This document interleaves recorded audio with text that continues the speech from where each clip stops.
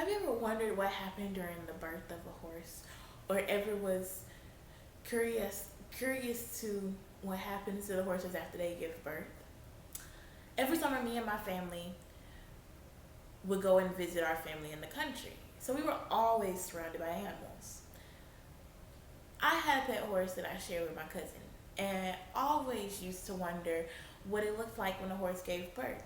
So I did my research, and one summer was able to sit and watch one of the horses give birth. There are three stages that a mare, which is a female horse, goes through during labor. Stage one of a mare giving birth are contractions. Contractions usually last 1 to 2 hours. The mare typically moves around and sits down, stands up, rolls over to try and help position the foal, which is the baby horse, near the cervix. Stage two of the horse giving birth is the delivery. Delivery goes by fairly quickly and normally never exceeds 30 minutes. If the labor does exceed 30 minutes, you should go and contact a vet because something may be wrong.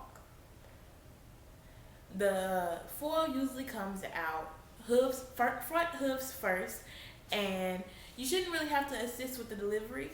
The mare typically takes care of everything on her own. The third and last stage of delivery is the afterbirth.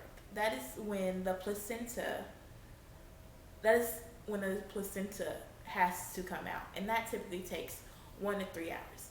If the placenta doesn't come out within 3 hours, you should contact a vet because it could lead to an infection, and that is very dangerous and isn't healthy for the foal nor the mare.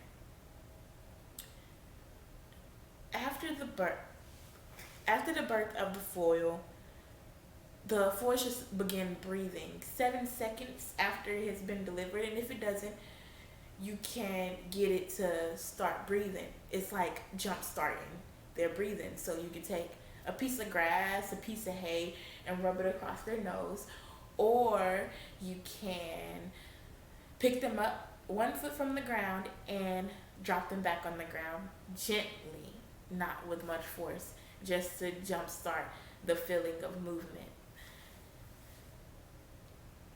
There are different steps to taking care of a foal. When they do come out, they typically start to move around, stand up, or move their neck, or roll around on the ground onto their chest. Typically 30 minutes within them being born. When the Thank foal you. comes out, it is usually still attached to the umbilical cord. Do not cut the umbilical cord because it still is providing blood to the foal after it is born. You should let the umbilical cord break on its own with either by the foal or the mare. If the umbilical cord is cut too soon, then it could cause different damages to the foal, meaning its brain and the way it functions. It usually takes the foal to stand within 1 hour after birth.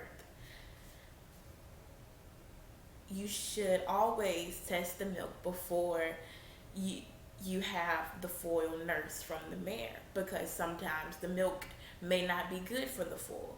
So it's always good to keep milk from the mare for nursing from other horses just in case the newborn foal will need it. In conclusion, there are three different stages to a mare giving birth to a foal.